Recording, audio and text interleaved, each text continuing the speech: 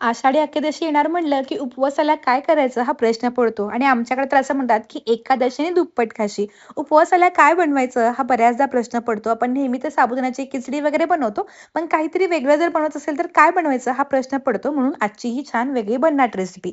त्यासाठी इथं बघा मी अर्धी वाटी ही वरई घेतली. आता ह्याला बरेच जण भगर म्हणतात, काही जण ह्याला वरई म्हणतात किंवा काही जण ह्याला उपवासाचे तांदूळ पण म्हणतात. तुमच्या भागात ह्या तांदळाला काय म्हणतात हे पण मला कमेंट करून नक्की सांगा. तर हे बघा मी अर्धी वाटी इतके हे वरईचे तांदूळ घेतले होते. आता ही रेसिपी आपण 4 ते 5 लोकांसाठी बनवतो, तर त्यामुळे मी अर्धी वाटी घेतली. आता हे वरईचे तांदूळ आपण मिक्सरच्या भांड्यामध्ये घातले. त्यानंतर एक मोठा चमचा आपण साबुदाणे घालतोय आणि वरई आणि साबुदाणा हे दोन्ही आता आपण मिक्सरमधून चांगले असे बारीक करून घेणार आहोत. आता बघा छान असं बारीक तयार झालंय. आता ह्या दोघांची अगदी बारीक पूड तयार होत नाही. थोडंसं ओबड डोबं थोडेसे मोठे-मोठे असं राहतात. त्यानंतर 2 मोठ्या आकाराचे बटाटे घेतले. बटाटे सोलून घेतले आणि त्यानंतर पाण्यामध्ये ठेवले. आता बारीक खिसणी घ्यायची आणि या बारीक खिसणीनं आपल्याला हे बटाटे खिसून घ्यायचेत. खिसणी मोठी असेल ना, तर आपली रेसिपी करताना थोडीशी बिघडते. त्यामुळे मी छोटी खिसणी घेऊन हे बटाटे चांगले खिसून घेतले. आता हे पाण्यामध्ये ठेवायचं जेणेकरून ते लाल पडणार नाहीत. आता गॅसवरती बघा एक छोटी कढई ठेवली. यामध्ये 1 चमचा इतकं साजूक तूप घातलं. तूप चांगलं वितळलं. यामध्ये 1 चमचा जिरे घालूयात. 2 ते 3 हिरव्या मिरच्या बारीक चिरून घातल्या होत्या, तर त्या घातल्या.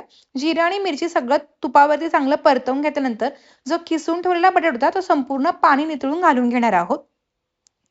बटाटा लहान खिसणीने खिसल्यामुळं जेव्हा आपण ही रेसिपी बनतो ना, तेव्हा ती करायला खूपच सोपी पडते आणि बटाटा पण अगदी पटकन शिजतो. त्यामुळे लहान खिसणीचा वापर करून बटाटा नक्की खिसून घ्या.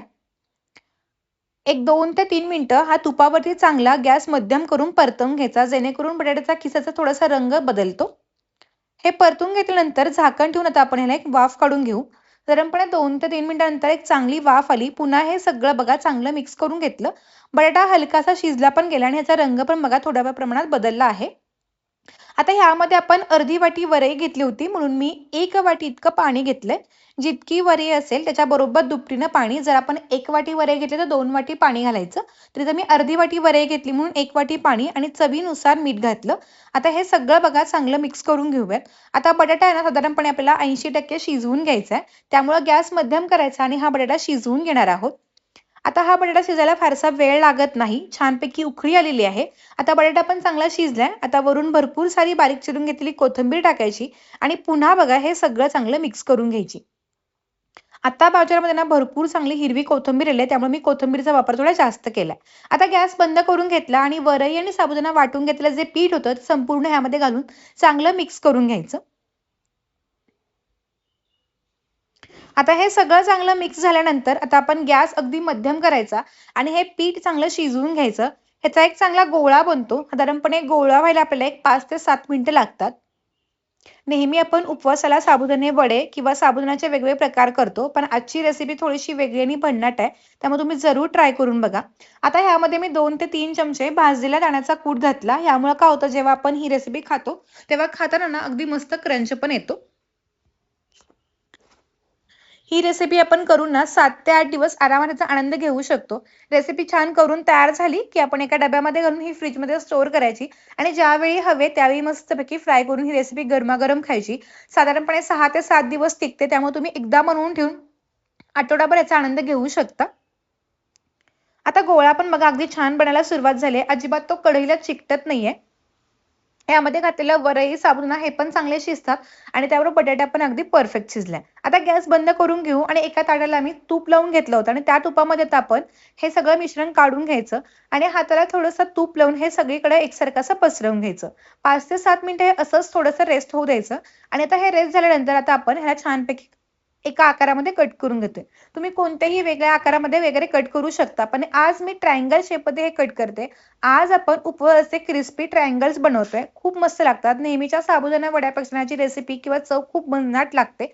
हे मोठ्या-मोठ्या आकारात कट करून घेतले आणि त्यानंतर बरोबर तिरका आकार देऊन घेतला. थोडेसे बटाटे बाहेर येतात असं वाटलं, की हाताने याला छानपैकी त्रिकोणी असा आकार देऊन घ्यायचा, ज्यामुळे दिसायला खूप मस्त वाटतात.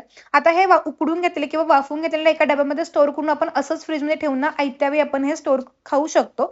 आता कढईमध्ये बघा मी तेल गरम करून घेतलं. तेल चांगलं गरम झाल्यानंतर ह्यामध्ये आता आपण हे क्रिस्पी ट्रायंगल्स किंवा जे ट्रायंगल्स करून घेतात ना, ते छानपैकी आता आपण तळून घेणार आहोत.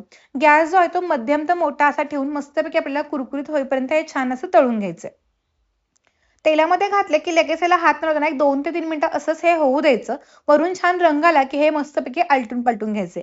अगदी छान असा सोनेरी ब्राऊन रंग आलाय. आता तेल निथळून हे क्रिस्पी ट्रायंगल्स काढून घेऊ आणि अगदी अशाच पद्धतीने आपण बाकी सगळे देखील हे ट्रायंगल्स तळून घेऊयात. हे ट्रायंगल्स ना शेंगदाण्याची चटणी किंवा नुसते खायला पण खूप मस्त लागतात. तुम्ही ह्या आषाढी एकादशीला नक्की असे हे क्रिस्पी ट्रायंगल्स करून बघा आणि तुम्हाला ही रेसिपी आवडली असेल तर आजचा व्हिडिओ तुम्ही कोणत्या गावातून किंवा कोणत्या शहरातून पाहता हे मला कमेंट करून सांगायला विसरू नका. पुन्हा अशाच छान आणि सोप्या आपण उपवासाच्या रेसिपीसोबत भेटूयात. तोपर्यंत आजची रेसिपी कशी वाटली हे कमेंटमध्ये कळवायला विसरू नका. वरचं आवरण अगदी मस्त कुरकुरीत झाले आणि आतून पण बघा अगदी मस्त मऊसूत झाले. नव्या रेसिपीसोबत भेटूयात. तोपर्यंत मस्त राहा, खात राहा. धन्यवाद. Bye bye.